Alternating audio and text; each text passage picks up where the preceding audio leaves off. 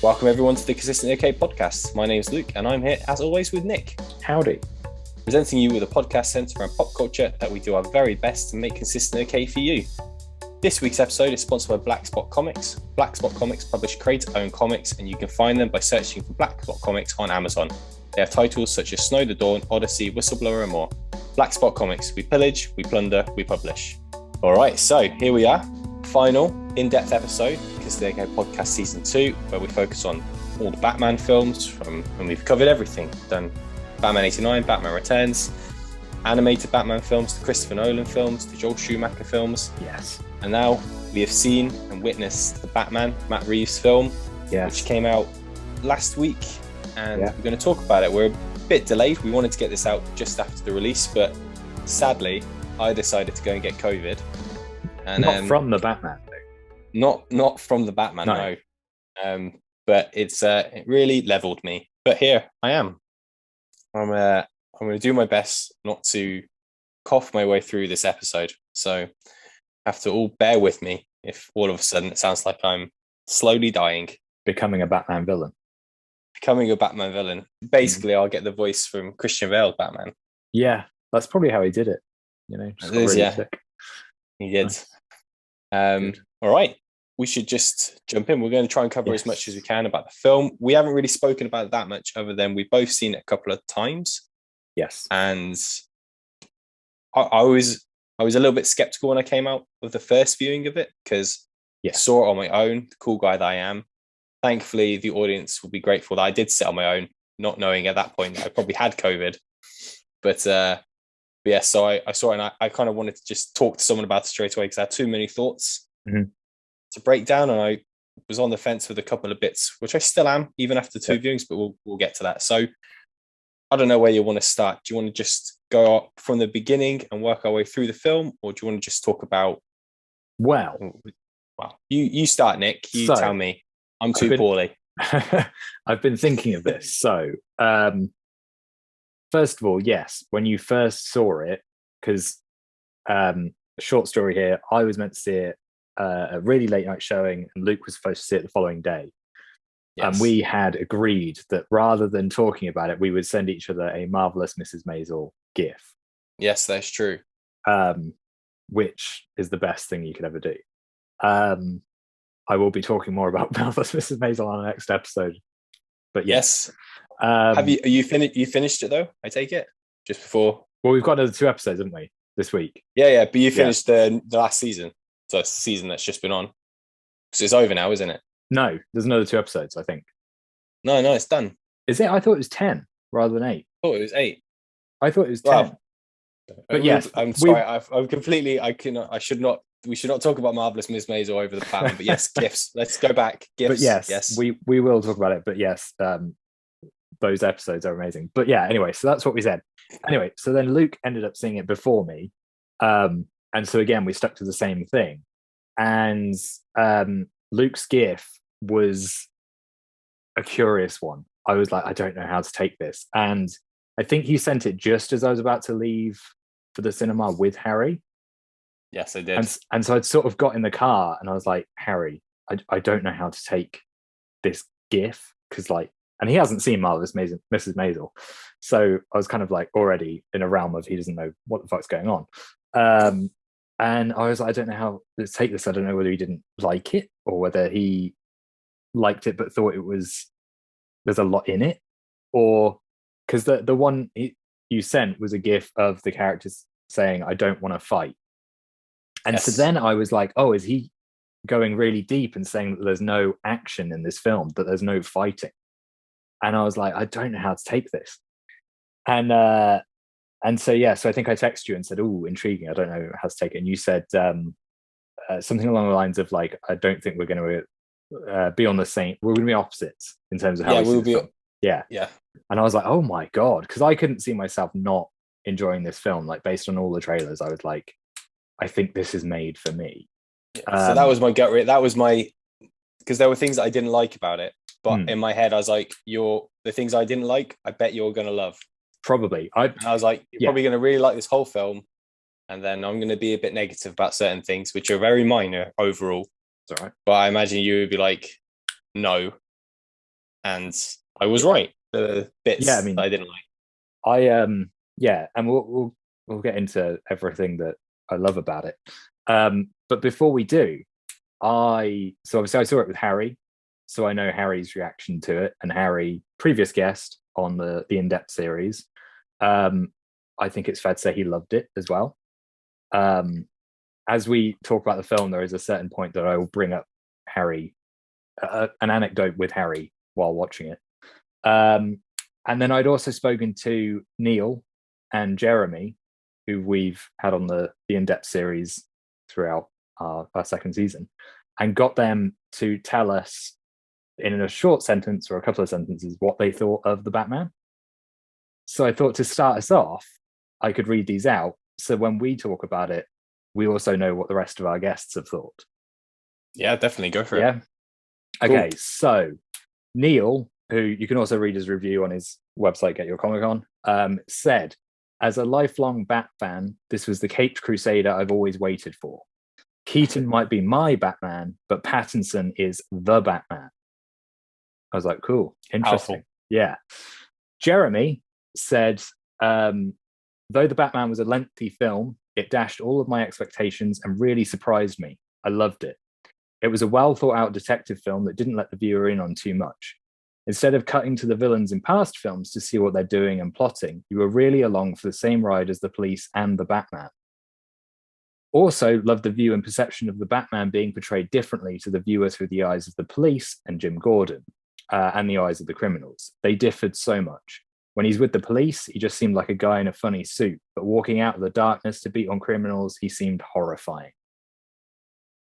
Nice. So I thought, as they'd said those, I thought they were a pretty good starting point for us, because one of the things I absolutely did love about this film was the presence of Batman. Like the opening kind of sequence where he's talking about like being in the shadows. I fucking loved it. I was like, this is, yeah, it was everything. I loved the fact as well that it was like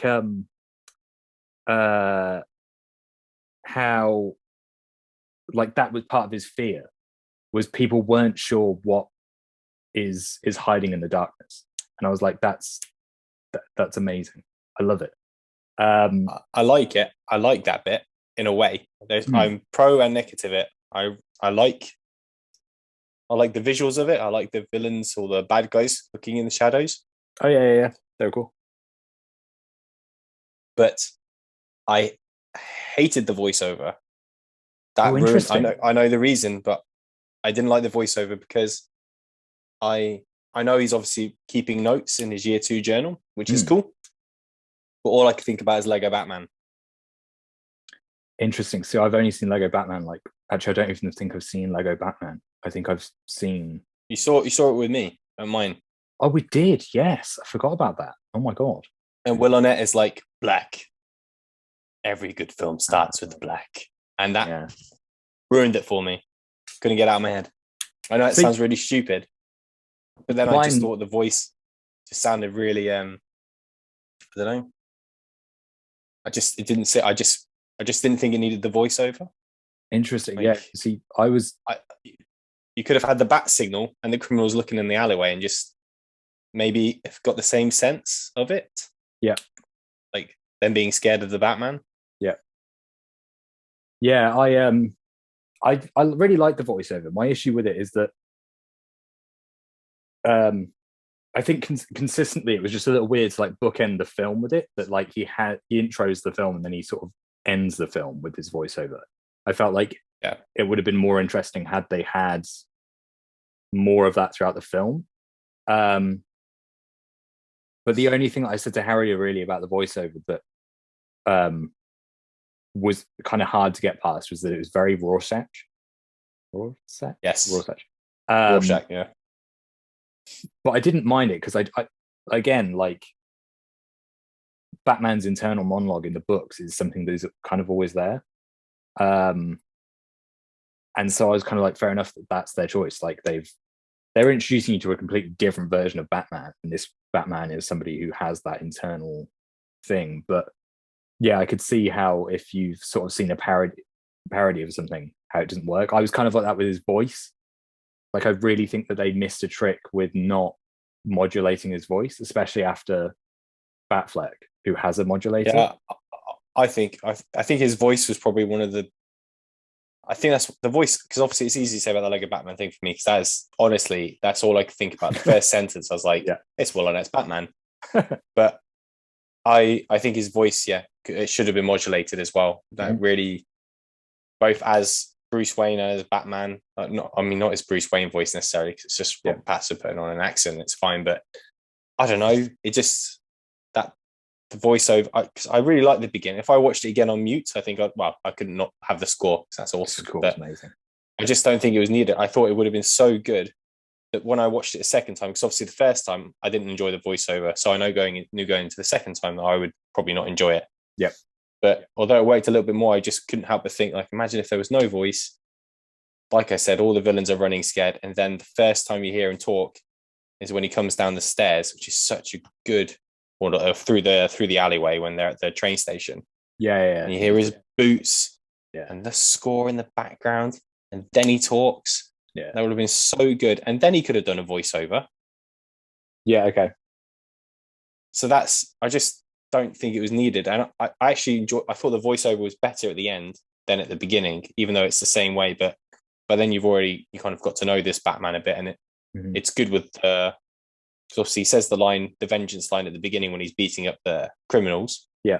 Without the voiceover, and then he says the hope bit at the end. So yeah, I know I'm starting off on a negative, because I like the visuals of the intro, and I like the score of the intro, and I like the idea of the intro. I just don't like the voiceover of the intro. Yeah, it's a weird one as well, because like there is very little about this film that I didn't like. Like I really did absolutely love it. But then since then, I've sort of seen a lot of the like discourse online about people, like what they liked and what they really didn't like, which is really weird, because I was saying this to Neil. I feel like DC is just home to this like really savage discourse where it's like you either love it or you hate it, and people there's not really much middle ground, is there? Yeah, like people will fight to the death about it as well, and they'll get like really visceral with it. But it's just one of those things where I kind of think like a film like this is just trying to do something so different that I don't feel like you have to be like I either love it or absolutely hate it, because it's just interesting. Like, yeah, even for you, like the voiceover didn't work. They've added something new to the Batman like film mythology. Like that voiceover thing has never been done before, and I think that makes it, at least you're kind of like, oh, that it's starting the film on a certain note, and you're like, oh, interesting. It didn't turn me off from the film. I wasn't sort of like that's ruined the whole film for me. As the film was going on, I still had the voiceover in my head thinking, I wish that wasn't in it. I wished it wasn't in the second viewing, but I can live with it. It doesn't turn away from me from the fact that, and that original the gift that I sent you, which is like we're going to disagree. It was it's only small things. Yeah. Because I think the majority of the film is fantastic, and I love the take that Matt Reeves and Patterson and all the team have assembled. But it's just a niggle. But you are correct. Like the whole. There is the people who love it, and there are people that don't like it, and there's no middle. Which I think you kind of get that with, although there's a lot of hatred in Star Wars as well, and there's a lot of love. There is that middle ground. Like I'm very much a middle ground person with Star Wars. Like I can just enjoy it for what it is. But that's rare, isn't it? Like that is a rare to find somebody, who's like middle ground with Star Wars, because like Last Jedi, for instance, that film like completely polarized people, and then I think post that Star Wars has just sort of never really been the same, where it's sort of like you either absolutely love it or absolutely hate it. And I think that is it's a really weird thing to kind of see happen, especially after opening weekend. Like the Batman was so popular, and my entire Twitter feed was just like people being like, I love the Batman, like it's so good.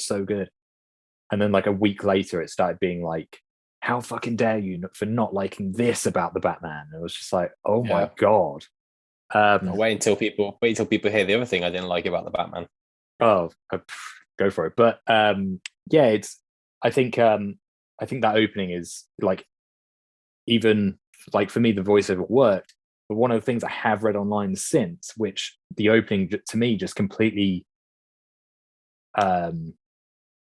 invalidates, is I saw a bunch of people saying how this version of Batman is not intimidating because That's not true. yeah, but for the reasons that basically they're like, well, he takes punches, like he gets punched all the time, like he's a bit clumsy, like he messes things up. I'm like, That's good. That's a good thing in this film because he's year 2 Batman, yeah, I was like, right? did you miss the whole point of the thing? But like, he's early Batman, and also he is intimidating as fuck. Like, Yeah, he is. That first bit when he comes out that alleyway, it's like, oh man, he looks pretty. yeah, Excuse me. he's like Even though, square. sorry, Sorry. even though it's Robert Pattinson, you know it's Robert Pattinson, and you've seen what he looks like as Bruce because there's a definite walk that he does when he's Bruce Wayne, especially out of the Batcave to the lift, where it's kind of like a. You remember? I mean, no one probably get this reference. I don't even know if you. I don't know if you ever saw like Harry Enfield in Chums. There's a guy, you know, Kevin and Perry. Oh Kevin yeah, and Perry yeah, Garage. yeah. He walks a bit like Kevin. Like Nice. he's got this like yeah. he's got this like weird teenage walkabout cool. When he walks out the lift away from Alfred after decoding the first riddle. But obviously, when he's Batman, he's like Jesus Christ. He's scary. He looks scary, yeah. Yeah, he looks scary. Like, that eye, it's smoky eye makeup. That's what does it. Yeah, and I found that was a really interesting take that people online were like, this version of Batman just isn't terrifying because he takes a few hits and like he's not a complete badass. I was like, did you miss the opening of the film? Like that whole setup for him just to walk out of it and you hear the boots first and then people are like, who the fuck are you? And then he just proceeds to just beat the shit into people. Beat the shit out of them. Even though he gets hit, also, he still kicks the crap out of them. Doesn't matter that he gets hit, does he? I mean, Batman, like like a seasoned Batman would still get hit, but that's the thing, isn't it? That's why he's got the suit on. Yeah, because half the time with Batman in the comics as well, he'll take a punch to get the advantage if he has to. Yeah. So I just think I think that's one of my biggest things I loved about this film, other than the detective stuff, which we'll get into, is that it shows that he's not. Well, actually, there is a negative here as well, which is the other negative I have, but I don't know whether we should go into it now, but maybe I'll just lead into it anyway. But because he's the year 2 Batman, he's only in his second year. You know, there's enough times where you hear like, oh, he's a younger version of Batman, but he's got all the moves and he's got all the gadgets and stuff. But this Batman is still learning. He makes mistakes. Like he thinks even up until the end, he's made one big fucking mistake with his with Riddler knowing things. Yeah. Spoilers, everyone would know that by now with these podcasts. But but he should know. He should probably not realize that taking on like 9 people in a train station platform, like he probably is going to be outnumbered for a bit. But a veteran Batman would probably take a few of them out before, if needed, or whatever. Like it's all just nitpicking, really, because he is an intimidating Batman. That boots with the score, the way he looks, it's just it's bang on. It reminds me of kind of Arkham Batman, the game Batman. Arkham Asylum Batman. I'm just going to say the other thing that annoyed me, just so we can get out of the way, because I just want to be positive about the rest of it. Okay. But it is only negative because he is a younger version of Batman, but it's actually Jim Gordon. And I know I've said this to you in a message already. Yeah. It really bothered me both times I saw it that Jeffrey Wright's Jim Gordon really, really relies on the Batman.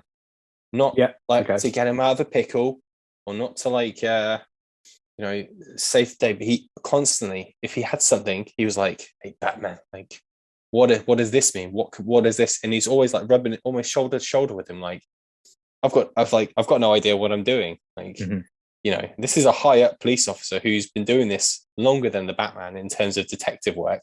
And I know Batman's smart and everything like that, but it was just there were just a few too many times where the Batman noticed things that 20 police officers in a room could have noticed. I know he's like a super detective as well. I get that, but it's early days Batman. So I just think every scene they were in together, Jim Gordon didn't really crack anything.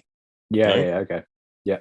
He just, it's almost like if he didn't have Batman in the room, he'd be out of a job in 2 weeks because he's not very good at his job.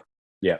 I like Jeffrey Wright as Jim Gordon. I just didn't like the way Jim Gordon came off because he's such a strong character, and you know, with Gary Oldman's Jim Gordon, you know, he's doing a lot of the dirty work himself as well, or a lot of the detective work. And I know Batman's not really much of a detective in those films, but I don't know. It seems like if Batman just disappeared in this Gotham at the moment, then Jim Gordon would be like, "Wow, we're completely fucked now. I can't do my job because the Batman's not here." But it even felt like Alfred was better at being a detective than this Jim Gordon, which I hope the TV show that comes out, the Gotham Central one, puts more light on Jim Gordon actually being a detective. So that was my negative. That was my biggest negative, other than the voiceover being a bit of a distraction for me. Yeah. That was that. And I don't know if you have a different view on Jim Gordon, because I know you liked Jim Gordon in it as well. Yeah, I mean, like, I can kind of see what you mean. That like, I think for me it wasn't so much as a negative. It was more that I think I took him as he's also starting out, and he's a little bit naive, and also a little bit like saturated by crime in Gotham. So it's sort of like he's just living in a world of like, I literally don't know who the fuck to trust. I don't know what's going on. And for him, Batman is like the only person he trusts. But then he has been around though, hasn't he? Because they mentioned it a couple of times that they go way back, like they go way back in this business, him and the lieutenant and everything, or sergeant. Yeah, he's got like a relationship with people, but I think throughout it, it's almost shown that the people that he is, because they have the Maroney case, which is obviously something that Gordon worked on, and then that sort of preceded this film effectively. But I always took Gordon in it as like the more the thing unravels, like that his mate is involved in it and other cops are involved in it, and the way that they're all tied up with Falcone, it was almost like Gordon just became less confident. Yes, I did think that on the second time I saw it, I did think like that. I thought it's a confidence thing, and it's like he's almost getting Batman to say it out loud for him. Like he's thinking it, but he needs Batman to reinforce it. But it just happened too many times. Like it happened with the first murder from the Riddler, it happened with the Penguin scene, it happened with the mouse trap thing. Also, every time he said a riddle, he always rhymed after it. I don't know if you noticed that. I did. Yeah, it was like there were three riddles, and each one he said a sentence afterwards that rhymed with the riddle. I think that is intentional, though. Is it? I think so. Like I'm pretty sure that isn't intentional, because it's too weird if it's not. But I'm pretty sure that is an intentional thing, that it's like it keeps it within the thing, the rhyming script, maybe. I guess. But I like that though. I didn't mind that. It was just like, it's another odd. Why'd you keep rhyming, Jim? The scene where I really took Jim for value, because I think you're right that he's very like passive when he's with Batman, and that he doesn't let Batman do a lot of the legwork, but Batman does a lot of the legwork. The scene where I felt like he was Gordon the most was the one where he, like, after Batman's been like knocked out by the explosion, and they have that little like scuffle. Yeah, I agree. That scene and the interaction with them, where they're like whispering to each other about like what's going on, who's who, and like that felt very correct. That was like, this feels like the Gordon and Batman relationship that I guess you could evolve, that you could kind of see more of. And I kept actually thinking back to like the first, like in terms of Batman Begins and what Gordon does in that. And it's sort of similar in that Gordon doesn't do a hell of a lot in that until the end. But even then, it's sort of off the back of like Batman telling him what to do. And it's probably not until Dark Knight that, you know, Gordon has a plan, that he's a bit more kind of like, I know what to do. So I wonder whether this will follow that same thing, that it's like in this one, you know, so much of this film, which I fucking love, is about how weird and uncomfortable it is that Batman works with the police. Like, that was something that had never occurred to me until that first scene where he walks in and everyone's looking at him, and then he's sort of like just walking around the crime scene while all these police are doing their thing.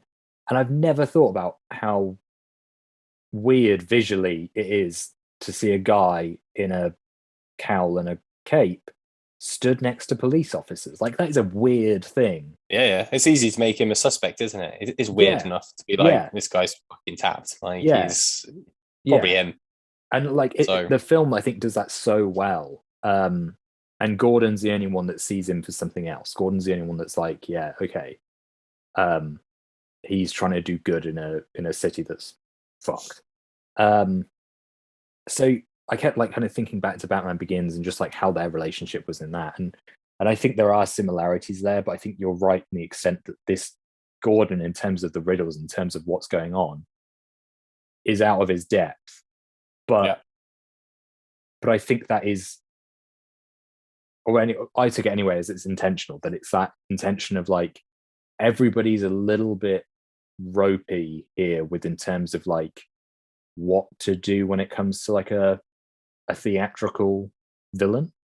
In that, I assume in Batman's year one, he didn't take down anybody that was like as big as the Riddler. Like, I'm assuming it was smaller crime. I don't know, because there's obviously the Joker link, isn't there? That's the thing. So the Joker, just to touch on this, it's not the Joker yet. I read an interview with Reeves, and he said that basically, like, there is another scene that they're going to release at some point that is Batman meeting that character, but he's so far from becoming the Joker. Like, he's not there yet. I thought he meant that. I thought it was like long Halloween type where Batman and Gordon go and visit the Calendar Man, but that he goes to visit. The scene was him going to visit the Joker to get like info on how he would act with the Riddler. But it makes more sense, like you said, then if you said that Reeves said that it's like a toned down version of the Joker. Yeah, the scene is basically that. It's that he does go speak to this other criminal about like, why is the Riddler writing to me, effectively. But from what I understand, Reeves has sort of said like this version of their Joker is very much based on the very first incarnation of the Joker, which is based off of a book called The Man Who Laughs. And so there's no like acid, there's no cuts in the mouth, there's nothing. It's like literally he's got a disease of laughing, and it's fucked his face. But he's just a criminal at this point, so like he's not the Joker. And so I was kind of thinking like, yeah, year one Batman was probably just small time crime. It was like, it's sort of like the beginning of the film, like that he's taking on people who are doing shit things. Yeah. But the Riddler is his big first thing. So in terms of Gordon, it's like he's just in a like way over his head. He's like, I don't know how to handle this. And then as everything unravels and it's like, who can you trust? It's just not anybody but Batman. Until that end bit, where they arrest Falcone, and he's like, these are all the people that aren't on your payroll, effectively. But even that still goes wrong for them. There's a thing as well, isn't there, with them, the fact that Batman actually brings the crazies out of the woodwork, isn't it? That's the thing. Yeah. A lot of the comics as well, that Riddler's only come back, and obviously it is true, because as you get to the end of the film, you realise that Riddler he thinks Batman and him are the same, effectively. So that does bring, and obviously Joker eventually is so drawn to Batman and all these other people, like, hey, costumes and leather and hopefully freeze guns. Yes. One of the things I did want to ask you though, I'm assuming here, and I'm hoping it's not a negative. Penguin. Oh, I fucking love Penguin. So fucking good. I think he might be the best character in the film. It's really hard to say, but the first scene when he comes into it and he's like, I'm Oz, and he smiles, he's got the gold tooth thing. Harry and I looked at each other and we were like, this is fucking unreal. It's the best. I mean, I like Danny DeVito Penguin, but that's an unrealistic version of Penguin. That's a Tim Burton Penguin, isn't it? But this is like a penguin. I mean, this is a penguin that you could be like, I can't wait for this HBO series to come out, because he's kind of everything, because he's obviously loyal, a loyal gangster, which is pretty big, like because he's going to have people following him now that he's the kingpin essentially, and he looks cool, and he's almost not actually that scared of Batman. Like he's not intimidated, is he, at all? No. And that is the whole like year 2 Batman thing as well. Because if that's Batman 10 years from now, obviously Penguin's shit scared of him or shooting at him or whatever. But that whole scene at the beginning as well, where Penguin just couldn't give a shit in front of the Batman, is pretty powerful for him as well. Yeah. I thought Colin Farrell was great. I really did. I mean, we could talk about all the characters in one go. And I've spoken about Jim Gordon, but yeah, I thought he was fantastic. I thought Zoe Kravitz was a really good Catwoman. I mean, just obviously super sexy, super cool, super good with her moves. I thought the interaction, I did feel like the chemistry between them was a little bit forced. Or it's like it happened quite quickly as well. But again, it wasn't like a bad thing. It was just one of those, like, okay, they're gonna kiss and everything like that, but it wasn't a negative, definitely not. But I thought she was great. I think I thought everyone really did a good job with. I thought Paul Dano was fucking great, so good, so uncomfortable as well. Like so uncomfortable, like so good, because he's just such a there's nothing about him that should be intimidating, but it is, and it's really fucking scary as well, because I'm really jumping the gun here. I know we could talk about loads about the characters, and we should just keep going back and forth, but we shouldn't. But we should. That bit at the end when he does the video where he's only got 500 followers, and it's terrifying, isn't it? Because he's such a dork when he's like, "Hello," it's like, but all of a sudden there are fucking people that are listening to him, and they all turn up with guns. They idolize him, and it just goes to show that in certain countries in the world, that you would follow these guys, you'd follow these lunatics, and it was really unsettling. His apartment was unsettling. His laugh, his reaction when he was in prison, where he got it wrong, but at the same time he was still doing terrible things. I really thought Paul Dano was great in it as well. It was so, like, the first shot of him as well, where he's in the apartment and the like screen flashes and you just see him stood there. I was like, oh my god, this is so really uncomfortable. It's Yannicka asked me. I said it's actually quite because it's a thriller in his own right as well. And I said there's a bit at the beginning when he's just in the background and that guy is just walking past him several times. It's like, oh man, like, turn around, dude. Just don't turn around. Keep going forward. Like, if you can just get out of this room, you'll be all right. And like the first kill, like when he kills the mayor, it's so uncomfortable as well, because I was saying this to Charles just before I saw it with him, because I saw it the second time he hadn't seen it. Sorry. So second time I saw it with him. And I said the first kill in the film is like really uncomfortable because there's like a sound that he makes, and it's like a weird scream. It's like a squeaky scream. Yeah, like panic thing. And then there's like a pleasure in the kill as well. And there's no grace in it. There's no grace in it's not like a one shot. It's like he actually, when he falls on top of him, it's like he falls like, like my kid would fall over. Face first. He just falls on top of him and then he just keeps going. It's not like so fucking none of his kills are done great. Not that killing should be graceful, but like the one in the car as well with what's his name from Peter Sarsgaard. Like that one's pretty brutal as well. Like, I'm not sure if he's doing the job or not. It's a really solid cast. I think I really enjoyed Andy Serkis as Alfred as well. I thought that was a really good. I liked the bits, when he's trying to get Bruce on the narrow, and I generally think that's a huge art. I'm really sorry everyone for jumping so forward, but that has to be the arc between Alfred and Bruce as well. Like, I don't know if we've spoken about this or it was me and someone else, but this version of Batman and this version of Bruce Wayne, because Bruce Wayne, I can see why people wouldn't like this version of Bruce Wayne. But that's the trilogy here, isn't it? It's not going to be. It can't be Batman. It can't be Batman. Him just focusing on being both. The dual thing doesn't work at this point in his career. Like, he can't be Batman and a high-profile Bruce Wayne. Yeah. he has to learn, and that's obviously the end of this film with the hope thing. He has to learn. He has to do more as both.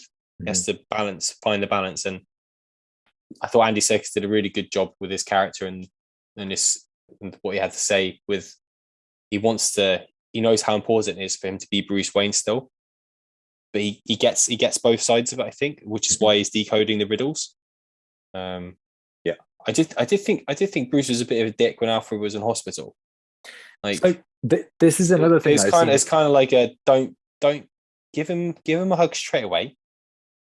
And I know it was impactful with his words and the distance and the hand holding, but I mean, Jesus Christ, man! Like, yeah, just a little bit. You're not in your Batman costume. Just give Alfred something. The first time I saw that as well, I'm mad enough to admit I shed a tear. Like their conversation, it sort of echoes Alfred's from Dark Knight Rises, where he's like, "I failed you." Yeah, but for this one, the thing that I didn't expect was that it wasn't that he like failed him because he let him become Batman, or that he let him become this thing. He's like, I effectively failed you because I let you blame yourself for their death. Yep. And I was like, fucking hell, that is a heavy, like, legend. Yeah, and also for a first film, for that to come out, for that to be their relationship, almost like the foundation of it, is I was like, this is a really heavy storyline, and it's done so well. Like, the acting is so good between them, and I've seen a lot of like discourse online as well about their relationship and that not sitting well with people. But again, you're like, as you said, that is the trilogy. It's like you've got a trilogy. Has to build up, doesn't it? Yeah, it has to.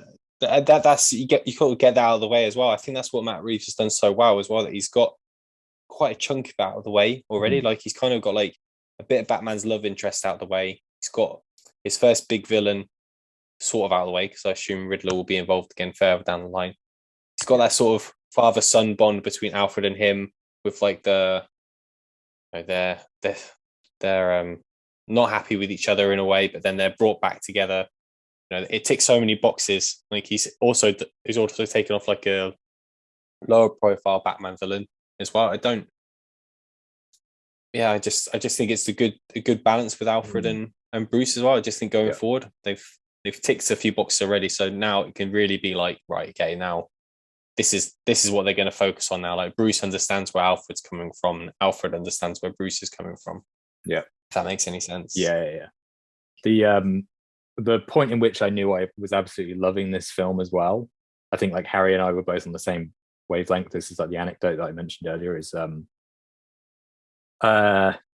it's sort of like as the voiceover ends at the start, and then Bruce is driving through Gotham, and you've got Nirvana playing, and he drives through Gotham, drives down, and he's like going into the Batcave, and then he does the eye. He has the like recording eye thing, and he watches it play back. Harry and I just turned to each other and we were like, this is fucking perfect. Like, I'd never thought about Batman having like a recording eye thing, and him almost being like so traumatized by what he does that he's like, I need to relive it to make sure it actually happens. Because all blurs together, doesn't it? Yeah. That is awesome. Like, his journal keeping, the eye lenses, and the fact that his eyes were so fucked up as well. Like, they're so bloodshot. Yeah. Because obviously you get with Christian Bale Batman as well, you get Michael Keaton Batman, Neil's Batman. I agree with Neil, actually. I think the Batman, he's, he has this Bruce Wayne life when he's running a business and stuff, and Christian Bale's like battered, but he's getting up in the morning and he's drinking his apple juice or whatever it is, a smoothie, and he's doing press-ups. But this Batman at this point in his life is like, I just got nothing.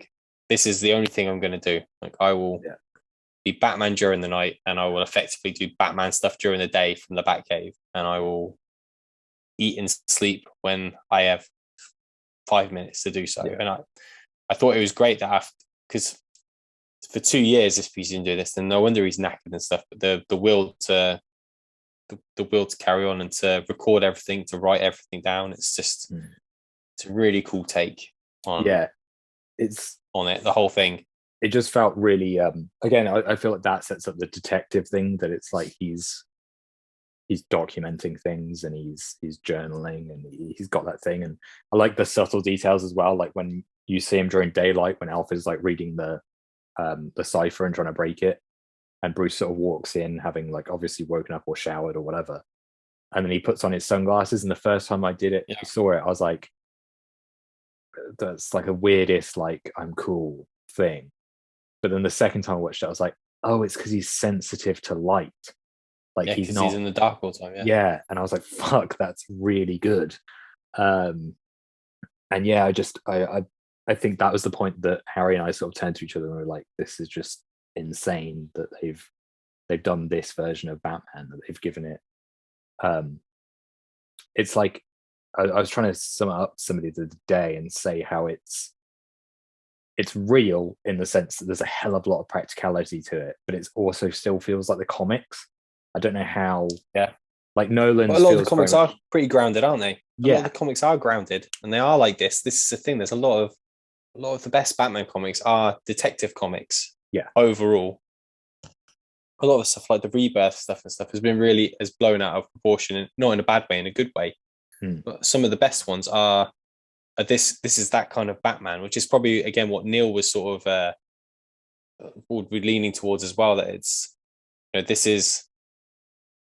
I think this is probably the Batman that a lot of people this day that read the comics would lean in towards or want to read, or people that have read like Year One, which is obviously this is based on quite a bit of Year One and Long Halloween and things and Ego.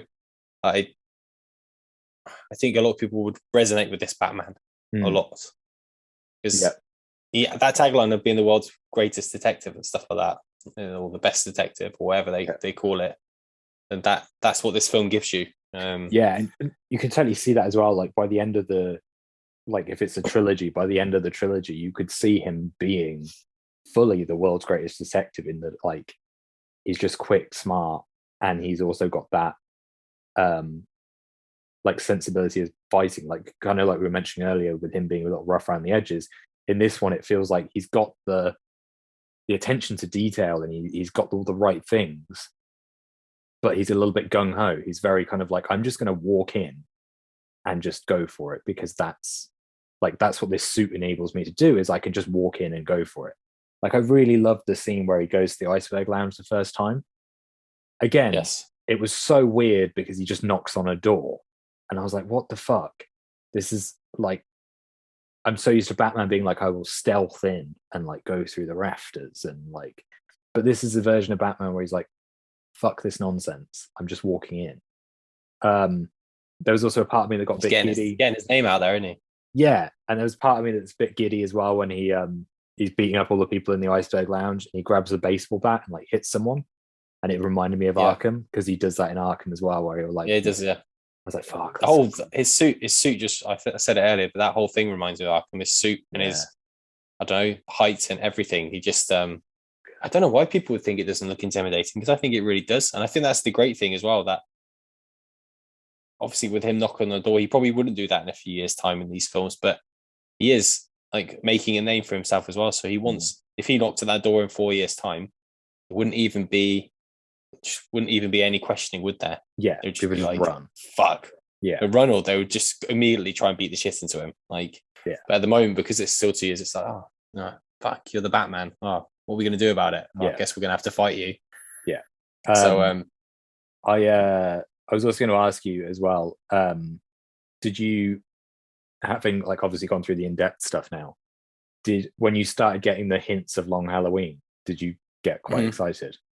Yeah, I did. It's definitely the best representation of like comics and everything. You can really tell that they've, because Christopher Nolan did it as well with some of it as well. But this really feels, and I think it's very, when you look at the way they've shot Gotham as well, it does feel like it's from the comics as well. The way it looks and the way it feels, and there's so much, they pull so much from, or they use so many references and ideas from the comics, and that's what I love. Like, you do get that. I know you're not so big on some of the Marvel stuff, but there are some films that really, some of them that really do it well when they honor the comics, and there are others that don't do it well at all. But I really, really think these guys that have made this version of the Batman, they really care about the source material. Yeah. You can see they credited an awful lot of people at the end of the film as well, which doesn't happen so much. Yeah. Even the artists as well, like Capullo and stuff, got credited. Cool. It's I there were so many points in the film that I just thought, this is spot on. This is what I wanted. I think that's when I left the first time as well. I was so torn because of the little bits like the Jim Gordon stuff, not the voiceover necessarily, but a few niggles here and there. I left thinking, like, how the fuck does he get his batsuit in his backpack? Like, those are the sort of things I was thinking about. But I needed to talk to someone straight away about it. Yeah. Because I'm used to going to the cinema with someone and being like, oh, and then I get it all on my system. But when you were the first person I messaged, and I was like, just thinking of all the stupid things. And I wish I didn't do that, because I'm very negative. Yeah. People probably realize, but yeah, I just, with the comic knowledge that they put in there, and you can see from their interviews as well. I don't know if you've seen like Rob Pattinson and stuff talk about it, but they're all fans as well. Yeah. They're not only fans, but they're all invested. Every single one of them has said, like, oh, we'll be back in a heartbeat. Like, it's which is a big deal as well, because they love they've read, a lot of them have read the comics. Like Farrell said it, and Pattinson said it, Andy Serkis said it. Like, they all love the source material. So I think it really felt like that as well. And like, there were just so many little things that just kept like, especially with the Long Halloween, like when they brought in like the Catwoman storyline in terms of her being related to Falcone, and like all that stuff, I was like, oh my god, like they're not just like it's not like a small reference either. Like, they have taken chunks of that storyline and put it in there. The fact it even starts on Halloween, doesn't it? Which is pretty cool. I like the idea that it's like on Halloween straight away. It's pretty good. And I just thought that, like, that stuff, I think, helped to just reinforce. I was like, this film is just amazing. Like, it's hitting all the right tones for me in terms of like where I want this character to go. And there are things in it where I'm like, I would never have thought of this, because it's out of the realm of like Batman, but it's more like, I'm excited to see how they get there. Like, I feel like at the end of this trilogy, I do feel like you're going to see like a completely perfect representation of Batman on film. I just think you're going to have to go through that journey with him. And this one was sort of that, like, it's the learning of him in terms of like what Batman means. And I think that was quite a cool thing. Like, like at the end with the adrenaline shot thing, or I've seen a few people say it was Venom. No, I don't think it's Venom. I think it is adrenaline. I was thinking if it was Venom, I was like, that would be mental. Like, he would have killed the guy. Like, Venom is like strong. But I thought like the adrenaline shot thing I really liked, because I was like, again, it's realistic that it's like, if he's going to take a pounding, he's going to fucking have to do something. And I felt like this film was about him learning the boundaries as Batman. Like, how far can I go to protect people? Like, how far can I do these things? And I really like that. And like, ending with him kind of being like, maybe there's something I've missed. Like, maybe as Batman, there's something that I've been missing all along, which is that it's about helping people. That's the vengeance line, isn't it? When the Riddler wannabe says like he's vengeance, and the look on Batman's face when it's like, this isn't good. Like, between in that like space of time between the Riddler breakdown, I was adamant that he thought, by the way, that he was Bruce. Like, I was so sure. So fucking good as well. And then when he realized, I'm like, I had the same reaction that Batman or Bruce Wayne had when it was like, oh shit, he doesn't know who I am. I was like, fuck, he doesn't know who he is. Yeah. It's like all signs point to it, and that was such a nice twist. But anyway, going back, I do like the thing, like you said, the hope bit at the end. There are two things I do want to talk about. One is the way Gotham looks, which I think we could do after this bit. But while we're talking about the ending a little bit, is it did, again, not negative, because I'm all for the longer the film, sometimes the better. But that whole scene with the Riddler, like entourage, or not entourage, but like the ones who were trying to be him, it was like sort of at that point where I thought, okay, this is like a step too long in this film now. Like, I think it's almost like they needed the big climatic ending with the flooding. It was almost a bit too much at the end, like the flooding with the Riddler wannabes, with the mayor and all that stuff. And just that at that point, I thought both times, I thought, right, this is sort of, it's overrun a little bit now. Did you get the sound? I know you and Harry were really into it, so maybe you feel different. But it did feel a bit like, I think, because again, this is something that I've seen like quite a bit of discourse about online, where people have kind of been like, the third act comes out of nowhere a little bit, that it goes from being like a contained murder thriller to then like a superhero film at the end. Like that is probably it. I wouldn't say it's a superhero film, but what you said just before that, where it was contained. Yeah, it was goes contained. from being, It was like this. yeah. It was like this thriller, like detective film with some action, but then it kind of just went sort of all action. Yeah. Like that would be the things at the end is typically what you would probably see in a blockbuster trailer at the cinema. Yeah. Yeah. Um, and that for me kind of took it away a little bit, but I not in a bad way. I just thought this could have ended. I don't know how it would have worked because you had to get to the hope bit and the vengeance line, and obviously the mayor was important, and you had to have Batman literally saving people as well, which made sense because he hadn't like rescued people. And that was a really good scene with the flare when he's he's pulling people out, and it looks great, and he's leading them out. It looks amazing because that's the whole thing with people like, oh, Batman is like this hero, but both times I was sitting there thinking I think it should have ended.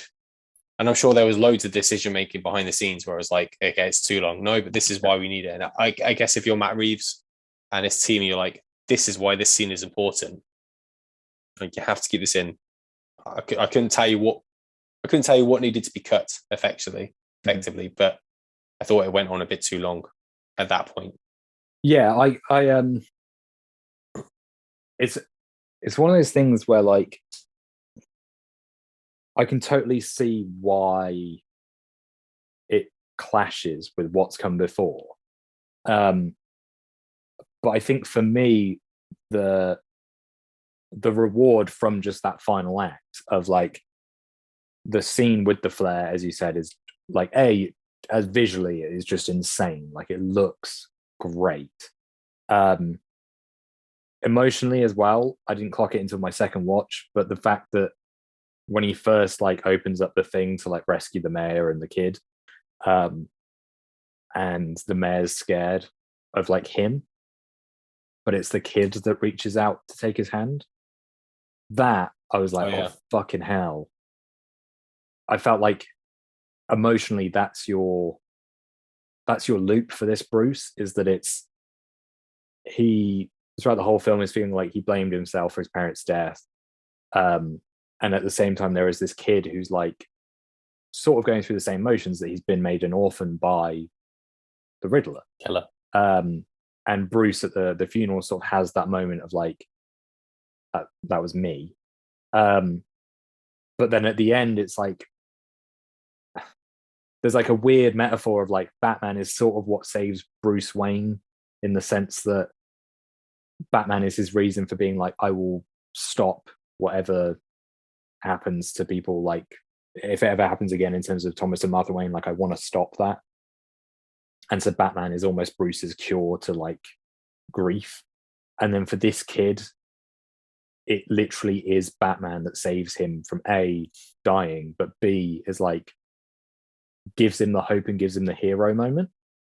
And I was like, fuck, like that is so well done. And again, it's so subtle because they don't necessarily like don't focus on the kid. They don't like give you a close-up shot of the kid, and so you click everything. It was literally on the second view that I was like, oh, the kid is the one that reaches for Bruce, like Batman's hand. Fuck. And so I feel like that almost justifies the like craziness of that final act. But then the thing that I think, just me as a fan and giving me the unexpected, was that they do flood Gotham. Like I'm a really big fan of consequences in films. Like, you know, I've talked about this loads, that I think is why I love Zack Snyder's stuff, is that so much of it is about the consequences of these big events. And you know, it's like why I love like Endgame and Infinity War. They're all about consequences of what has happened.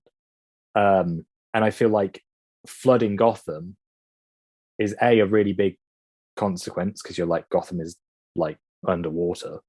But B, it almost gives you a setting up point to do like 0 Year, in that Zero Year is like a closed off Gotham. It's like Gotham is just self-contained and it's going wild. And this almost gives you that of like there's going to be power grabs and things are going to get worse before they get better. But I'm the one that's here to kind of like prevent these things. Well, they've also set up Penguin for a 0 year thing as well, hasn't it? Because like you said, with the power grabs and everything like that, it's all there. Could open a door to. I think they could easily do multiple villains as well in a storyline like that in this without it being overpowering like a lot of the Marvel films and other DC films are big. You could easily have you could bring back the Riddler and also have like you could have the same villains effectively, but just throw one more into the mix and make it a dangerous situation. I do kind of hope they stay away from the like this supernatural stuff. Like, I mean, Court of Owls would be really good. Yeah, something like that. Court of Owls would be cool. They've like I said this to Harry that I feel like Court of Owls, they've almost justified doing it because they gave that backstory of Thomas and Martha, where it's like there is a bit of shady history there, which I really liked actually. I thought the idea that she was an Arkham. I like that as well. I like the different take because we're so used to just seeing them being killed and stuff. I thought it's good to use the Waynes in that respect. I think it's pretty cool. I also have a lot of respect for like willing to go down the path of like Thomas Wayne isn't necessarily a good figure. Like he does his best in Gotham, but he doesn't always like do good things. I kind of like that version of Thomas Wayne, kind of like Joker, where it's like he's good in a certain eye, but not everybody is completely pure. I really like that they decide to go down that route, and I thought the stuff with Martha as well, just to say like she was in a asylum and like there's a history there of almost like mental disease links to this version of Bruce really well, because this version of Bruce is like struggling. I think it works on a lot of levels, because I think not only with Thomas Wayne stuff does it mean you'll get a better version of Bruce Wayne because he would have looked at his faults and he'll try and do better. But also with the Arkham stuff with Martha, it's that any villain that he comes across like a Joker, it just reinforces the fact that he doesn't want to ever kill them because there's reasons like these people are crazy. Like if he was to come across like a Harley Quinn, but she wasn't portrayed as like Dr. Harleen, she was just Harley Quinn and she was insane, he'd have a bit of a soft spot for her, wouldn't he? He'd be like, there's good in her. Like my mum was good and she was Arkham. I know that's not the words they would use, but you know what I mean? Like, you just emphasize his reason. No, this guy's looking for hope. People need to see hope in him. He needs to see hope in other people as well. And he just used the no guns line, doesn't he, and stuff. But he doesn't necessarily establish in this one that he's not going to go and kill anyone. He's just it's like the kill thing is almost, that's what you get from the adrenaline moment, is that that's the line. Like I feel like that is the point in which he's come the closest to killing someone, and then he's realized this is too far. Effectively his dad's killed someone, hasn't he? Like I know he didn't plan for it, but it's another layer to this Bruce Wayne Batman where it's like, well, my dad is a good guy who had someone killed unbeknowingly. And it's because I'm going on now. There's obviously like some like Hush is also another character that they could. There's so many Hush references in this as well. Yeah, there's so many Hush references. There was literally they mentioned the Elliot. Hush. It does. It does on the Riddler writes Hush on the newspaper thing. Yeah.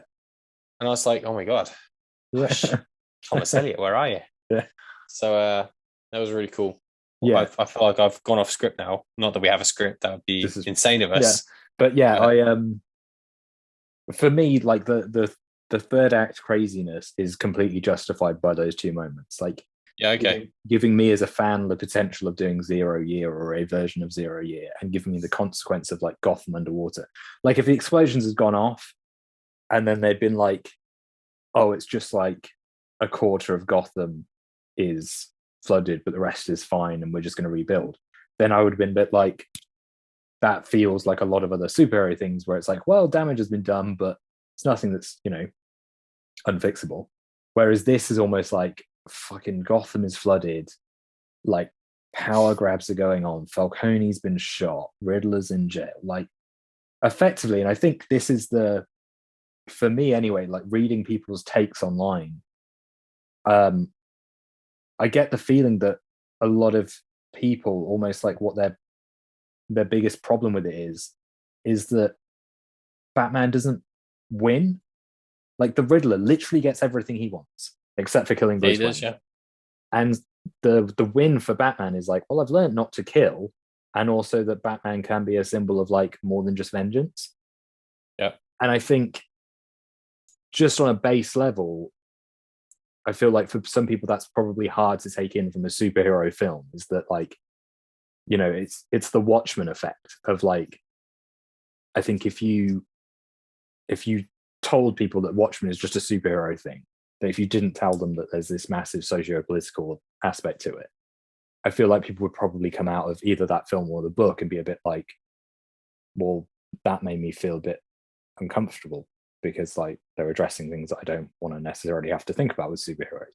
And I think this does the same, that it's like constantly throughout this film, it's like good people are proven to not be 100% good, that there are things wrong, and that, you know, it's always a journey and it's always a case of like developing and changing and adapting. And I think that's what makes it such a good film as well, is that it's just like it doesn't hold back. It doesn't ever feel like they've just gone, well, it's Batman, we're just going to throw in that he's the best. It's like he is a but that's the thing with the ending as well. Like, it literally, when he does his voiceover at the end, it's like he hasn't really won anything necessarily, but he's like, I've got to go back and do this again now. Like this is going to make things 10 times worse because the Riddler's won. Yeah, Gotham's underwater. Shit is about to come down. Just because you get rid of one boss, another one's going to turn up. So I think it was really really cool. I keep meaning to say, and it keeps distracting me in my head, is that I read two things now that say the little orphan kid now, that he's Robin. It's like, no. Too soon, too little. Doesn't make any sense. Well, I was like, maybe. So stupid. But this is everyone saying their thing now on it. But it was awesome. It was really good, Nick. What did you think about Gotham? I thought Gotham looked great. I just mean to say that as well. I think it's the best since, because I think Batman Begins did a really good job with Gotham. And I think a lot of people would agree as well that obviously you and I said, and a lot of people say, that Dark Knight just seems like Chicago. That's what everyone says, and it's true. Dark Knight Rises even bigger, and I mean, Tim Burton's Gotham is completely unique, and I love that Gotham as well. This is a good looking Gotham, isn't it? Like this reds Gotham and the darkness, and like hang on, the shot in the trailer where he stood on the thing, like looking out of the city, and there's like the sunset. That is just a perfect shot. There's so many shots in this as well. Like the cinematographer Greg Fraser, it's fantastic. It's so good. There's so many good. All the locations are really good. I know a lot of it's like there's Glasgow and stuff used, but you know where the bat signal is and everything like that. That's really good when they're up there. Like, you know, they pick some really really good locations, and the way it's shot and the way it's put together is fantastic. The fucking Batmobile scene was awesome as well. So good. Again, that was something that I saw criticism for, and I was like, how have you gone into this film off of the trailers thinking that Batman is like the Batman that you know from comics? Like, the Batmobile's perfect. It's so good for what he is at that stage. It's like so good, but it's basically got a supercharger engine in there, just a car. But he did stall, didn't he? He stalled. I know, but like that's what I've seen people criticize. I know it's kind of scare Penguin a little bit, but it was a bit weird, but it was good. But I've seen people criticize that they're like, oh, why is Batman like so shit that he doesn't understand like how to drive a car? And you're like, throughout the whole film, he's building that car. Like in the background of all the shots of the Bat cave, it's there like slowly being built. And so like when he does get into it, it's like he doesn't know if it's all gonna work. But B, it's like a happy accident in that it does kind of scare Penguin. I think it scares him a little bit, doesn't it? Not scares him, but he's even driving. He's just like, oh man, like he's like, fuck. It's got a kick to it. Yeah, and I think that car chase is done really well as well. I was saying to Charles after we saw it, because he loved it as well, and I wasn't sure how he was going to feel about going into it because he's not a massive superhero person. But he came out and was like, "That's my favorite Batman film." I was like, "Sweet," But we were talking about the car chase, and I said what I love about the car chase is that it's not your typical car chase with like a lot of gun shooting and like cars flipping and stuff. Like a lot of that car chase is just two cars weaving in and out until the end, and then the end is like somebody is just ballsy enough to just slam on the brakes and cause a massive truck pileup. And I was like, that is just such a cool idea for a car chase, that you're just kind of like, I want to do a car chase because you have to, because it's Batman, but I don't want to make it like your everyday, like people shooting at Batman and like whatnot and him using gadget. It's literally just like such a clumsy but intentionally clumsy car chase. And yeah, then that moment where the car is upside down and you see him walking towards you, so good. Like that was just done so well. Well, until they get to the bit with the penguin, it's like, oh, we didn't need to do that at all. Yeah, because well, whoops. Yeah, but that's cool as well. It's a cool moment as well because it just makes Penguin sound. It's like smart. Everyone assumes he's the rat, obviously. But I loved all that stuff, and I thought they did like the riddle stuff quite well as well. Like the way that there was a lot of layers to it in terms of him figuring out how everything worked, and I liked the spin that the Riddler's whole thing was. We've been working together. Like, it wasn't, I've been doing these for, to tease you or to like mess with you. It's literally like, I've been doing these to help you get the people. And I was like, that is such a smart spin on the Riddler. That he doesn't see himself as like necessarily the villain. And he sees himself as like, I'm the brains and you're the brawn. Like, I thought that was a really cool idea. But yeah, I feel like before we start wrapping up, again, we've mentioned it before, but the score is just it's so good. It really makes the film. I think it just hit every note. Like every bit where it needed a bit of oomph, it got one. It didn't outstay its welcome in a lot of the scenes, which sometimes it can overpower the actual dialogue or feel a bit misplaced. I just think it was really good from the opening scene. Like the alleyway bit on the train platform to, when he's going around his motorbike, to when it is action, to when he's jumping off the building. I just thought, I mean, speaking of, I know we're differing from the score again, I am, but that bloody landing when he jumped off the building completely fucks it. Oh, so good. You wouldn't be doing that in 10 years' time, but you admire it as well because he's like ballsy enough to try it. And I like the fact that it would have been really easy to just let his cape be what does it, because I remember in the trailer I thought, it's like, he's obviously very good with his cape even though he's year 2, but the fact that it was like a suit that was designed for him to do it, and it was like a base jump type thing, and he's completely fucked the landing. Like you felt every smack of that floor, didn't you? And also the fact that like when he gets to the top of that building, like there is that element of fear that he's like, whoa. It's like the first time I'm doing it. It's like that's the good thing, isn't it? Like the superhero stuff. I remember that's obviously the Spider-Man stuff as well, where every time they go to swing like all 3 versions of Spider-Man and stuff, it's like but it's nice to see Batman be a bit nervous. Like apprehensive about what he's about to do. I thought they do that stuff really well, where they give him a lot of subtle details in terms of like him just learning on his feet. And I really appreciated that. But yeah, the score. I know obviously he did the score for Lost as well, but there are points in this score where it reminded me of Lost. There's like a bit where he goes into his parents' bedroom, which I really like that as well. I loved how like gothic Wayne Tower was. I think it was Wayne Tower. That felt very Tim Burton, but also like a little bit more than Tim Burton at times, because there was some really gothic shit in there.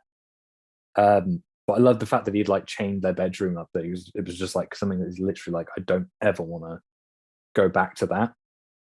And for that to also be referenced in his dialogue, where he kind of says like the thing like I can conquer like being Batman and fear and all this stuff, but I thought I couldn't get past going through that ever again.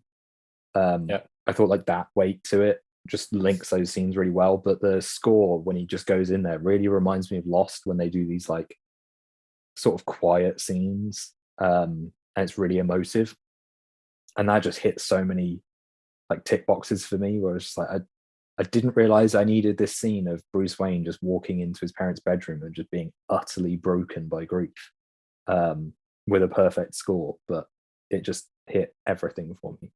I've listened to the score a few times now. Yeah, me too. I'm desperate to like listen to it as I walk to work. Nice. So I've been homebound with COVID, but yeah, it's a really good. It's so good. Yeah, it's definitely. I think he scored. Didn't he score the new Spider-Man film as yeah, well? He He did did the new one, didn't he? I think he did all three. Yeah. Yeah. Busy year for and him, but he's too busy. What's he doing at the moment? Because I know he did Planet of the Apes as well, the Matt Reeves ones, didn't he? He's doing something. Lightyear, that was it. Yeah, Lightyear. He's doing the Lightyear one. Yeah, that's what Isn't he also directing? I'm pretty sure I just saw this. He's directing Werewolf by Night. Is he? Yeah, I'm pretty sure I read that. Cool. And I was really surprised because like I wouldn't have put those two together. But yeah, I just thought the whole score just nailed it. I mean, that score's been bigged up because it's so good in the trailers as well, isn't it? Like since the DC Fandom stuff, there was a lot of riding on that because I think everyone was so excited about it, and it really paid off in the film both times. I mean, I think the score is so good for this film that it's a draw in itself just to go and witness the film. With that in the background, so I look forward to seeing it again digitally when it comes out. Yeah, I'm looking forward to my wife seeing it as well to see what she thinks because I'm hoping she enjoyed the Nolan films. Okay. I don't know she liked the Burton ones, but like I've said previously, you got to try and get it onto something like, hey, this is going to be well worth your time. But I really think she'll dig it as soon as she dig it. I think she'll dig it. Dig it. Nice. I think she'll dig it as well. So before we do give a rating, because got to give it a rating. For a sequel, I know we've mentioned a few villains, but who do you want them to do? Villains. I mean, I would like to see Court of Owls on the big screen. The only thing with Court of Owls is that I don't know how many people would be excited about it. Cause you have to rely on a lot of people reading the Scott Snyder stuff. Mm-hmm. It may work out with Gotham Knights, but if Gotham Knights bombs, which I don't think it will, but if it does, then it might have a negative effect. But I would love to see a Court of Owls type thing. I would really hope they wouldn't do the Joker. I'd actually like to see Joker at the end of the trilogy. Yeah, I think that would be obviously going to go that way, and they've got to establish a few is dotted across. I don't know. I mean, Hush would be pretty cool, wouldn't it? Like, not Riddler Hush, obviously, but Hush. I mean, obviously they could do Riddler Hush as well, but like, Thomas Elliot Hush would be pretty cool. Yeah, I think I'd really like a good Mr. Freeze as well, but I think that's a bit too out there for this universe. Yeah. So yeah, I think Hush would probably be my go-to thing. I think that could be done pretty well. Yeah. I think mine. Court of Owls. I think you're right that it's a gamble, but I think also, I think at some point somebody has got to gamble the dice with like a Batman villain on screen that you necessarily haven't seen before. I know they've done Court of Owls in Gotham, the TV series. I think I don't know if they did the whole saga, but I'm pretty sure they did a bit of it. They did a quite extensive chunk of it. I mean, Scarecrow would be good as well, but again, you've got Cillian Murphy. Scarecrow is pretty good, but it would be good to get like a proper, get a really dark Scarecrow in there as well. But yeah, it's hard to think of one that isn't too out there in a way. Yeah, I think mine was Court of Owls or Freeze. Like I don't know how you do it, but I just feel like Freeze is so like overdue a solid version. It would be good. I mean, you could do. I mean, there's a scientist in Sophie Freeze now. Like he's very smart. It's just about how you do the gun, like without making it sound or look really cheesy. That's in this kind of a film as well. But yeah, that's a tough one. But I would love to see like a really good. And the thing is, there are films that have done it and they've made them work, haven't they? There are villains that you think would never work on screen, like for all intents and purposes, like a Thanos character. I know it's a completely different world. I know we're talking aliens and stuff, and it's been established, but that shit should never work. Like that Guardians of the Galaxy should never have worked the way it did. Yeah. Like I've spoken about it before, but if you told me like in the early 2000s that one of my a comic that I followed in Guardians of the Galaxy with Yondo and stuff, then Rocket Raccoon and stuff would be on the screen and it would work, then I think anything's really really possible if the right team, and I do think this team that are making this Batman film, have got their head in the right place. And well, I mean, another character thing is because Robin's not established or anything like that. Like, Red Hood type thing is also pretty cool. But yes, I was going to mention this. You got to get there, haven't you? That's the thing. Because at the end of the film, Selina's like, "I'm going to Bloodhaven." Yeah. I was but like, then again, you got to cool, because you could do. It really depends. If you were to get the Joker involved in the second film, and you could do sort of a death in the family type thing, where you've got to establish that, depending on how far Batman's come in his career, like if you can establish that there is this like Robin running around and then he gets killed, or left for dead, or you think he's dead, that's a pretty dark story to go down, and to really establish this Joker as a proper bastard that leads into the third film. But again, it's overstuffing it, isn't it? If you could promise like 6 films, the sky's the limit, isn't it? But it's not out of the realm of possibilities either that Patterson would do 6 Batman films, but it really depends how deep they want to go. But realistically, I probably think we're looking at a Court of Owls type thing. But yeah, I'd love to see a Mr. Freeze or Red Hood type thing. But yeah, I think that'd be really cool. I'd be really curious as well to see. I know obviously they've sort of established like Bat and the Cat, an item kind of. And actually, I really love the ending, like where it's the two of them driving through the graveyard, and they're sort of being like the playful, like who's speeding past who. I think the score there hits really well, and I like the sadness of like Bruce making the decisions, kind of be like, I'm staying in Gotham, and like not choosing her, and him watching her disappear. I really like that as the final shot, that it's like there's so many ways you can end a Batman film on like an epic note. Like Batman Begins has, such a brilliant ending for a Batman film with the Joker cool card. Dark Knight's got a huge ending, but this ending is like way more personal. I agree. I think it's a really good spot to end it on. It's like bold. After, I wonder. I mean, it's depending on how well this does, and obviously it's doing very well. There's, you got the Gotham Central thing. Hopefully that works out. You've got the Penguin series, which is going to be him with his rise up the ranks. You would think so. I think Penguin's going to be that character we spoke about before, that he's just going to keep popping up in every film. Yeah. Like he's going to be like a central piece, but he's just going to be around, which I think is what I love. Like I've said before, like I wish Spider-Man had like that Boomerang or Shocker. I know we've had Shocker before, but Catwoman could get her own film off this. You never know. So I heard, you just reminded me as well. So the GCPD show, from the sounds of it, has been ditched because they've like changed it into an Arkham show. So they're going to do an Arkham Asylum like horror series. Oh yeah, I did read this the other day. Yeah, I thought that was like cool again, because you've established that connection that there's like the Arkham family in this world and like how they're fitting in with the whole plot. So I assume you're leaving GCPD behind, because Matt Reeves sort of said it evolved from that to this. But alongside that, I'd also read that there is rumors of like a Catwoman series, that they could do like a HBO Max Catwoman series.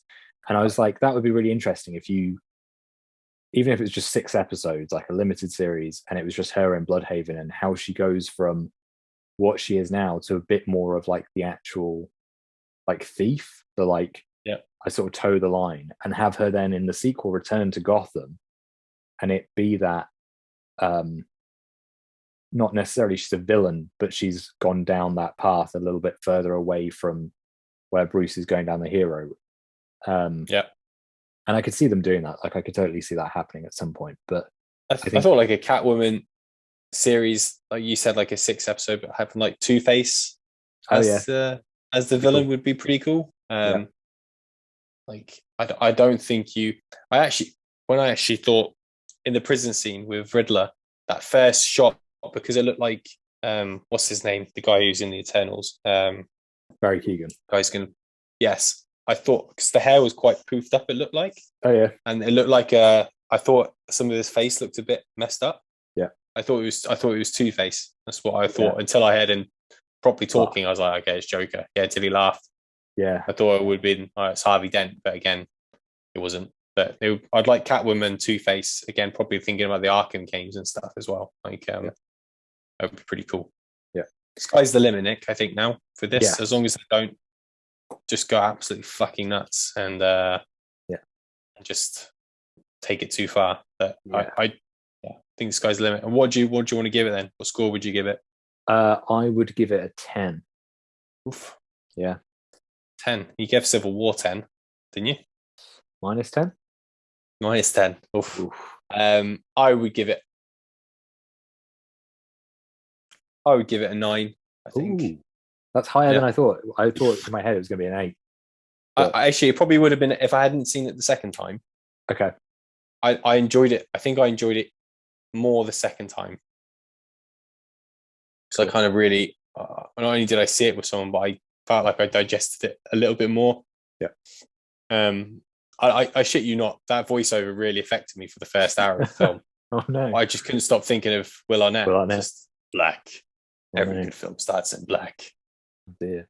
The only thing that I did think about it, and again, I've seen this criticism online, and it annoys me so much, is I've seen a lot of people be like, this version of Batman is too dark, it's too realistic, and it takes itself too seriously. Like, just like, can you not be fuck off?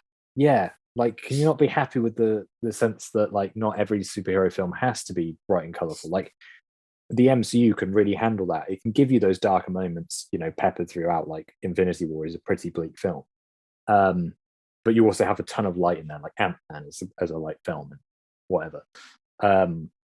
But like, not every superhero film has to follow that same mold. No. And I saw the same criticism. Like, I think we spoke about it, that with Joker, like the film, The Joker, that there was a lot of criticism of that it was like it was too real and it hit too close to home, and there was a big worry about it having like a consequence of people being violent, and you're just like, just no, like no, yeah, no. I think this is too much. There's a lot of things recently, Yannick and I've been watching, and we spoke about like things like Rotten Tomatoes before as well. Excuse me. And there's a lot of negativity before you even can watch a film sometimes, and I think people just need to stay away. It's good to read everything, especially after you've seen it and you've enjoyed it. But yeah, I listened to someone doing a podcast on the Batman, and they just went to town on it, and there was no precedent for it. They just did it because they think they're owed something for this character or these films or what they are. But if you just take a step back and you just enjoy it for what it is, and that's if you take into context like the cinematography, the set, the score, the actors, the scripts, and everything, most of this stuff is pretty good. Yeah, and I'm the first one. I could be critical about the Marvel films as well, but there's a lot of people out there. They're just doing it for like a rise, or they're just I don't know. I just can't see how you could be so negative about this film, and there is a lot of negativity out there for all the good that's coming with it. There's a shit ton that just doesn't make any sense, and half the points don't make any sense. Yeah, people will probably listen to this thing. I don't know what you talk about the Jim Gordon thing. That's warranted. Like that it's probably just me, but there's some of it is I've seen things like Batman's a shit detective. Like it shouldn't be a detective film. There's no pow whap, all that stuff, and they're just on the wrong. They're in the wrong screen. I feel like there has been this like weirdly this almost like pot of people that I've seen talk about the film where it's almost like what they want is like they want the Adam West. They almost want that like I think you're right. Which I like, for some people that could be it. Like for some people I get that could be it. But also like that version like exists. Like like you can go and watch that. So you can go. That's the thing. It's fucking multiple Batmans now. Yeah. But I read a really good article about like Ben Affleck being the best Batman. Yes. And I don't agree with that. True. At all. It is. But I get it. Like I can understand that you live in a world where Ben Affleck is the best Batman and Andrew Garfield is the best Spider-Man. It's the best world. Like, really I get it. Like I can see it. I can look at that warehouse scene with Batman and think that is the best Batman scene there might ever be. Yeah. and I can completely agree with it. But Mm. what a bloody marvelous thing. I like what Neil said. Like Keaton is his Batman and stuff. Like Keaton's my Batman because that's the one I like gravitate towards most of the time. But how good is it that we've got these different versions and these different universes of this film world? And why can't everyone just enjoy it? It's like this is obviously completely going, and I get it because we can all be critical of things like the Miss Marvel trailer that dropped yesterday. I don't know if you've seen it or not. I did, and it's not my thing, but No, it's not your thing, and I get that as well. But people will give it a go. You have to give yeah, it a go. I, Like you can't. There's no point. There's no point in being a fan of these things if you're not gonna. If you're not just gonna try it. I love the Miss Marvel comics. I think they're fantastic. I don't. I understand why they've probably changed the way her powers come to be because they've got the Fantastic Four coming out and whatever. But still, whatever. Like it just. You just got to give it a go. I've seen people badmouth in Moon Knight as well. Like you cannot look forward to something, but I don't know. I just don't get the point in pre-criticizing something so heavily.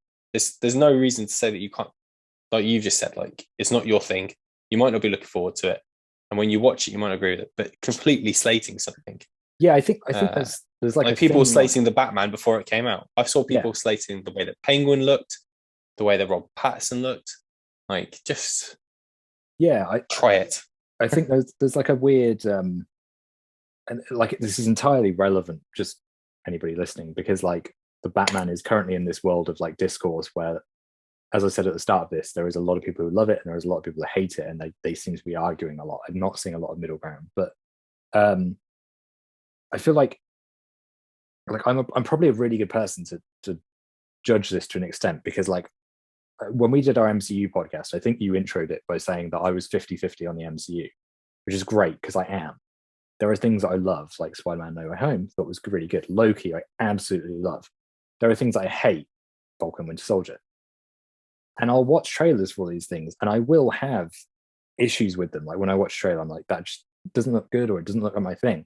I'll still watch it and it could surprise me. Like going into Loki, I was genuinely like, I don't think this will be any good because I don't see why he needs a series. His character was sort of finished, whatever. Ended up literally being one of my favorite Marvel things. And I think like that's also coming off me then criticizing those early trailers. Like I will look at things and be like, that doesn't look good for these reasons. And this makes me nervous because this, like Moon Knight, I'm a little bit nervous about it, which we've spoken about.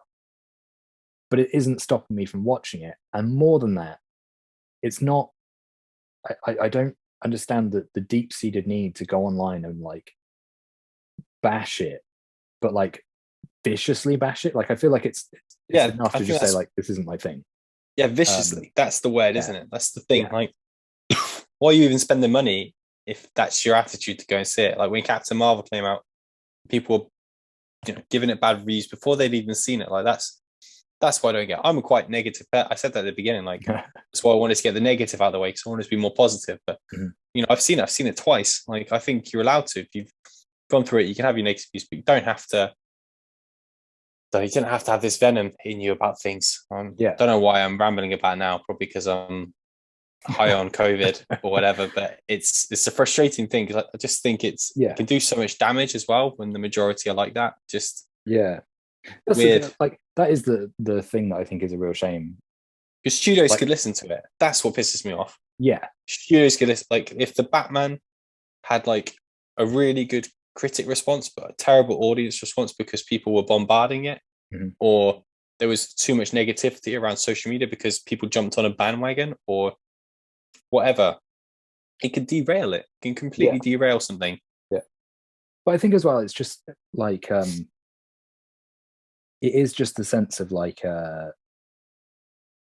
it's weird how you can go from like an opening weekend where all you're seeing is people going like, I love this thing, I love it, it's great, and then a week later it's suddenly two sides of the aisle and you have to fall into one of them, and you can't be this middle ground of like, can you not just say you don't enjoy it and just leave it or like whatever.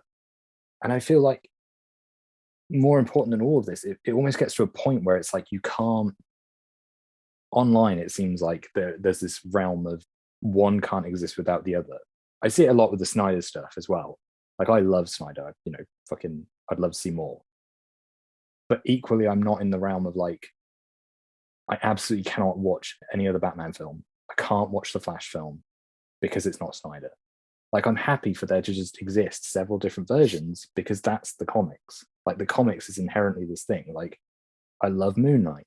If I don't enjoy the series, it's not going to impact me enjoying another Moon Knight book. That's it. That's what the Miss Marvel. That's you hitting the nail on the head. That's the thing. What a time for us to be in. And I'm sure a lot of our friends from the show, Harry, Neil, Jeremy, these people that I work with, people that you know, like what a time to be alive. That not only we not in the space of 4 months, we've got a new Batman film, which is more detective heavy with a thriller tone. We've got a Moon Knight TV series, a Miss Marvel TV series coming out.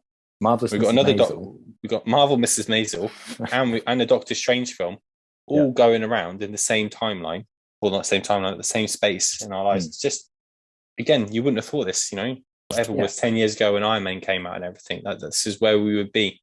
So it's just awesome. Like you gotta roll with it. You're allowed to not like things, but just slate things. Like some of the comments about Miss Marvel that I was reading yesterday were just ridiculous. Like people are, I ain't gonna watch this shit. Like, she's got a bracelet, she hasn't got Terrigen. I was like, just fucking watch it first, or just you could just say like, doesn't look great, and move on with your life.